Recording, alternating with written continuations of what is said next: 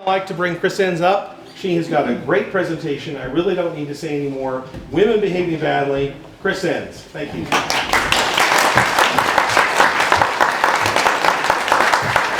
Thank you all so very much for the opportunity to come and speak. I appreciate you just coming out on this cold night and listening to me talk about bad ladies. And we'll talk about bad ladies in all kinds of areas of the American frontier.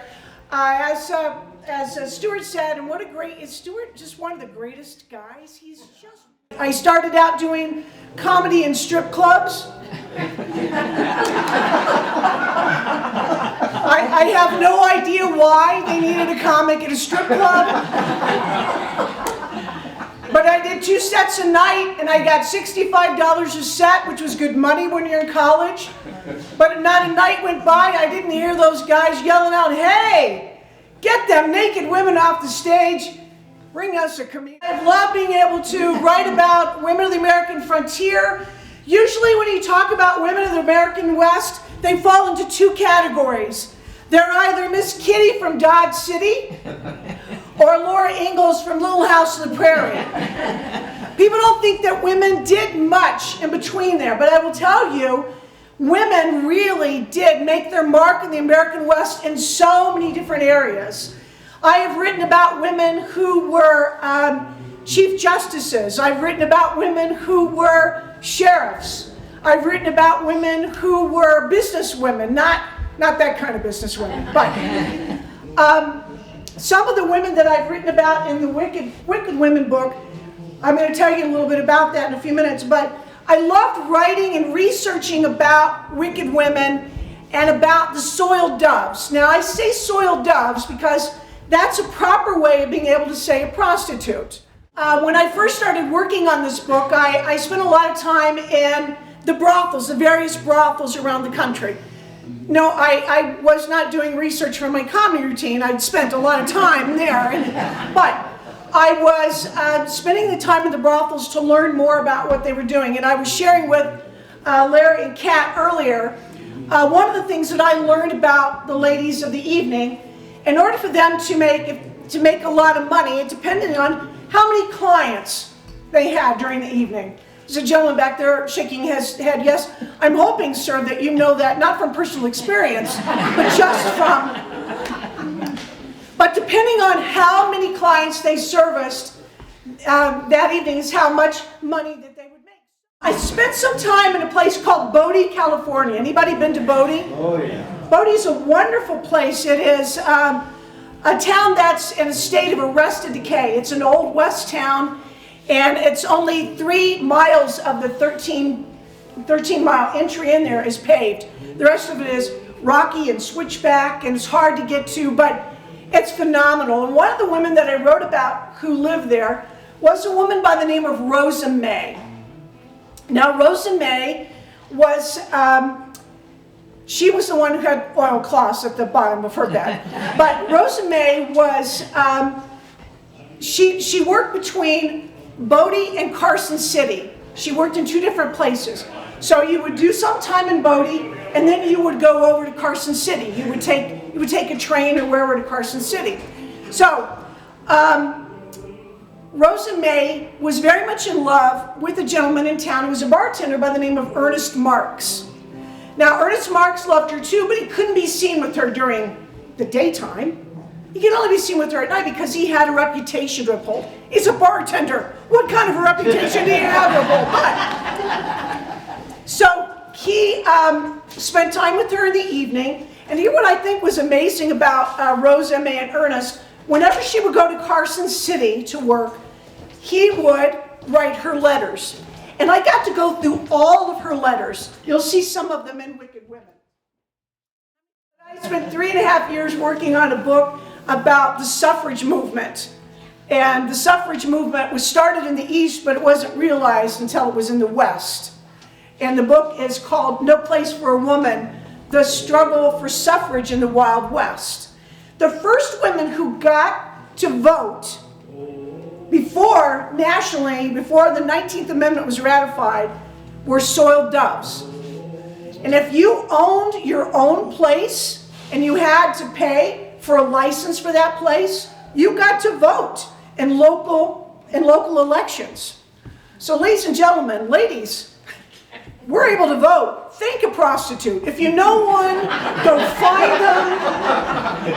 Thank them for what they were able to do for us, because they were able to do that. That was the beginning of how we were able to establish our right to vote. It seems every book that I write, I find a wicked woman in it. Now, I wrote a book called, I don't even have it up here. It's called Iron Women. Oh, yes, I do. And I think there's some copies back here. It's called Iron Women, the women who helped build the railroad. Now, we don't necessarily think that women had anything to do with the railroad, but indeed, and we think that because when the Transcontinental Railroad met up in 1869 in Utah, they made sure that there were no pictures of any women at this momentous occasion, unless they were married to the railroad tycoons. And it was because they said women didn't have any hand in laying any track or surveying any land. But I'll tell you, if women hadn't helped, nobody would have gotten on the things. Men would have been just happy to have a couple of barrels and a board there, and go, have a good time sitting on those. But women are the ones that invented this type of a bearing that would stop the train. Women are the ones that invented the emission control systems so they weren't belching out the black smoke all over the West. It was a woman who invented the modern day cattle car.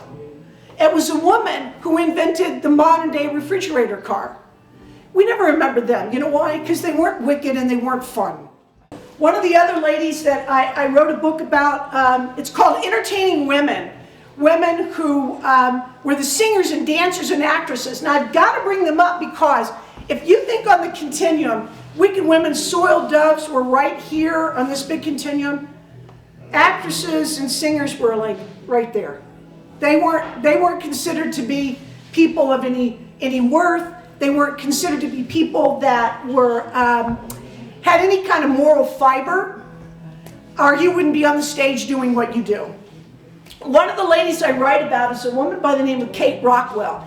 And Kate Rockwell was known as the Flame of the Yukon. She was a wicked woman in her day because they didn't think women should be entertaining. But the Flame of the Yukon, this was her act. Kate would come out dressed in red chiffon from the head to toe. Hat with red chiffon, dress red chiffon, and an umbrella stand with red chiffon around it. She would come out, the music would strike up, and she would spin around as quickly as she could. And that red chiffon would fan out. And she would look like she was on fire. That was the Flame of the Yukon. I want to talk a little bit about Kate Elder. You guys, she lived here. I want you to, for a moment though, I love writing about history, but I don't want anybody to think that these people did not have feelings or that they were just words on a page. She was, especially in the case of Kate, she was very much in love with Doc Holliday. I personally can't imagine kissing a guy with TB, but be that as it may. Kate did. She loved him. She followed him around. They met in 1872 in St. Louis, where she was a soiled dove. But when Kate and Doc were in Las Vegas, starting their business together, and this was in, this was in 1878. As always, when they would get situated someplace, here come the Earps. And the Earps say, hey Doc, come go with us. Now, Kate would always say, and at this particular time in 78 when they're getting their saloon together, Kate said to Wyatt, where are you going with Doc? Wyatt said, get your big nose out of our business. Which is why she was called Big Nose Kate. Not because she had a big nose. She was Hungarian. She was big in a lot of areas. But that wasn't the reason. A few years ago, I had a gentleman who sells guns, antique guns, call me and say, I have Big Nose Kate's gun that Doc gave her as a present. It has a drawing of a big nose and her name Big Nose Kate under it. And I said, that ain't Kate's. She wouldn't have put up with that for a minute, anybody calling her Big Nose Kate. She hated that name, hated it. But I can understand if you're in love with somebody and you're starting a business, I can understand how you would hate these people coming into your life, taking off with your fella. You guys have been wonderful. Don't leave without buying a book. They make great presents. Thank you all very much.